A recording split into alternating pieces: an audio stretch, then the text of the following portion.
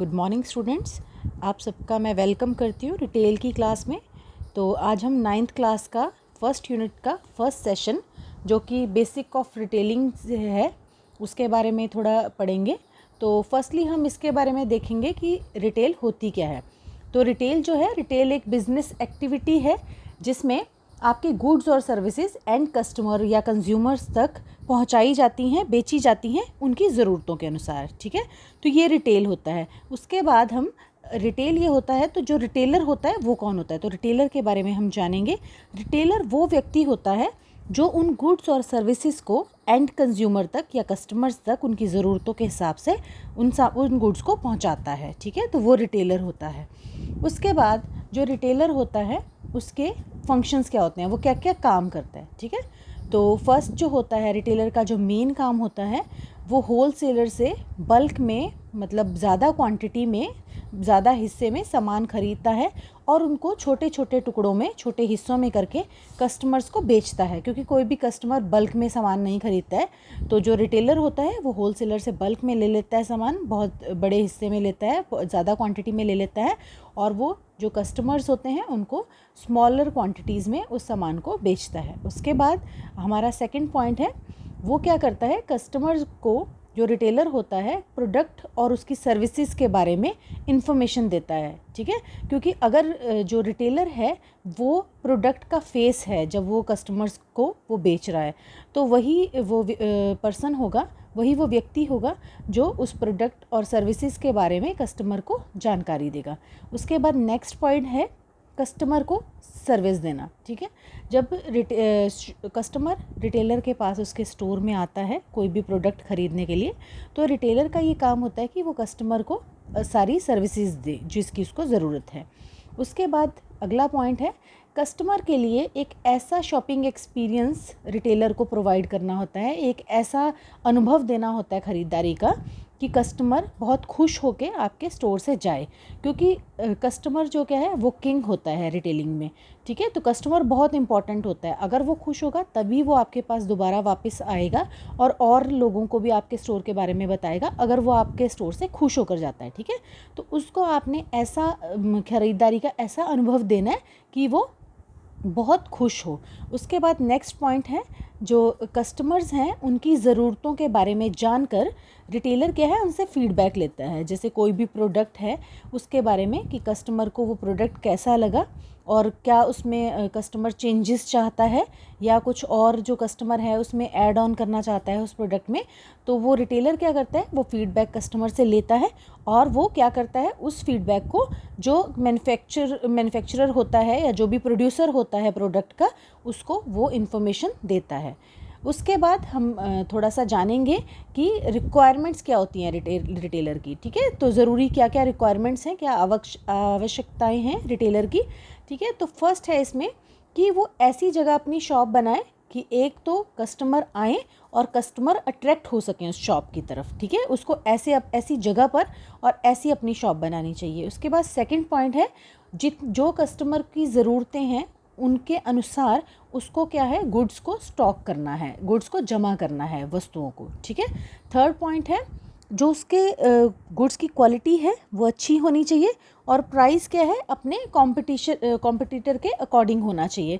ये नहीं है कि बहुत हाई प्राइस होगा तो कस्टमर नहीं आएंगे आपके स्टोर पे, या फिर क्वालिटी अच्छी नहीं होगी गुड्स की तो भी कस्टमर नहीं आएंगे। ठीक है, उसके बाद नेक्स्ट पॉइंट है, फोर्थ जो पॉइंट है वो क्या है, फाइनेंशियली रिटेलर को साउंड होना चाहिए। क्योंकि हो सकता है कभी सेल ज़्यादा हो कभी कम हो, तो ये ना हो कि अगर सेल्स कम हो रही है तो वो और स्टॉक ना खरीद पाए जो रिटेलर है। तो फाइनेंशियली उसको साउंड होना चाहिए, आर्थिक तौर पे उसको मजबूत होना चाहिए। ठीक है, उसके बाद फिफ्थ पॉइंट है कि उसको जो भी प्रोडक्ट वो सेल करता है उसको थोड़ी नॉलेज होनी चाहिए। एक तो अंडर स्टॉकिंग नहीं होनी चाहिए, कभी भी कम नहीं होना चाहिए, स्टॉक ख़त्म नहीं होना चाहिए, और ओवर स्टॉकिंग नहीं होनी चाहिए। ये नहीं कि स्टॉक बहुत ज़्यादा मंगवा लिया है होलसेलर से रिटेलर ने और वो आगे सेल नहीं हो रहा है, तो इस चीज़ की उसको नॉलेज होनी चाहिए और इस चीज़ का ध्यान रखना चाहिए। ठीक है, सिक्स पॉइंट है कि जो नए ट्रेंड्स आ रहे हैं, नए रुझान हैं, कस्टमर का जिन चीज़ों की तरफ इंटरेस्ट है उसके साथ जो रिटेलर है उसको अपडेट रहना चाहिए। ठीक है, उसको पता होना चाहिए कि क्या क्या मार्केट में ट्रेंड चल रहे हैं, कौन सी चीज़ें बिक रही हैं, कौन सी चीज़ें फैशन में हैं, तो उसके अकॉर्डिंगली रिटेलर को अपना स्टॉक लेना चाहिए। उसके बाद जो हमारा 7th पॉइंट है, ठीक है, कस्टमर के लिए हमेशा असेसेबल होना चाहिए रिटेलर, सुलभ होना चाहिए। कस्टमर जब चाहे रिटेलर से बात कर ले, जो भी कहना चाहे वो कह सके। ठीक है, तो कस्टमर के साथ उसकी ऐसी ट्यूनिंग होनी चाहिए कि वो कस्टमर्स के लिए सुलभ रहे। ठीक है, नेक्स्ट जो हमारा 8th पॉइंट है वो है जो आपका विंडो डिस्प्ले है शोरूम का, जो स्टोर का, वो ऐसा होना चाहिए कि वो सेल्स को बढ़ाए। विंडो डिस्प्ले होता है जो आप बाहर, जो अपने स्टोर के बाहर जो भी विंडोज़ में जो भी गुड्स को डिस्प्ले करते हैं वो होता है, तो वो ऐसा होना चाहिए कि कस्टमर अट्रैक्ट हो और सेल्स प्रमोट हो, सेल्स बढ़े आपकी।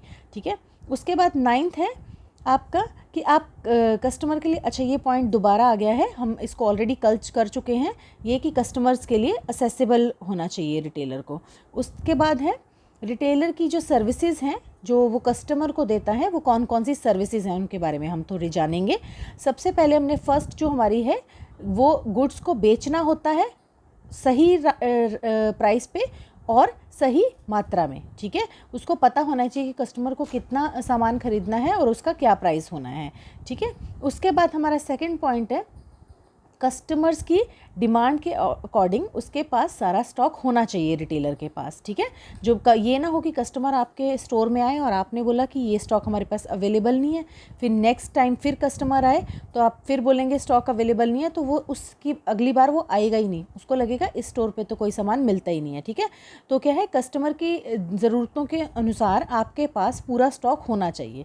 ठीक है, नेक्स्ट पॉइंट है कस्टमर को जब भी वो गुड्स खरीदने आए उसके बारे में, गुड्स के बारे में जो भी आवश्यक जानकारी है वो रिटेलर को, कस्टमर को देनी चाहिए। ठीक है, उसके बाद आपका नेक्स्ट पॉइंट है कस्टमर को अगर वो प्रोडक्ट जो कस्टमर ने ख़रीदा है अगर वो डैमेज हो जाता है या वो कुछ ख़राब निकलता है या टूट फूट जाता है, तो उसके लिए कस्टमर को क्या है, उसको रिप्लेसमेंट के बारे में पहले ही बता दें। ठीक है, उसके बाद नेक्स्ट पॉइंट है जब भी आप गुड्स को स्टोर में लगाएं तो इस तरह से लगाएं कि वो कस्टमर अट्रैक्ट हो, और जब भी उसको डेमोन्स्ट्रेट करें जो भी गुड्स के बारे में आप बता रहे हैं उनको, कस्टमर्स को, तो वो क्या है, वो इस तरीके से होना चाहिए कि कस्टमर आपकी गुड्स को ख़रीदे।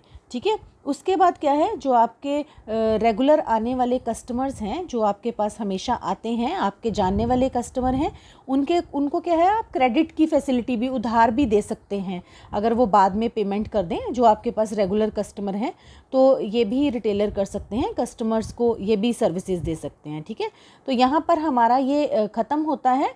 ठीक है, रिटेलर्स का पार्ट, रिटेल और रिटेलिंग, ये बेसिक्स था जो रिटेलिंग में होता है। ठीक है, और रिटेलर के हमने बारे में पढ़ा। तो उसके बाद अब ये थोड़े से मल्टीपल चॉइस क्वेश्चंस हैं, आप इनको देख सकते हैं और उनको आंसर कर सकते हैं। इससे आपको आइडिया लग जाएगा कि आपको क्या क्या चीज़ समझ आई है। ठीक है बेटा, थैंक यू सो मच।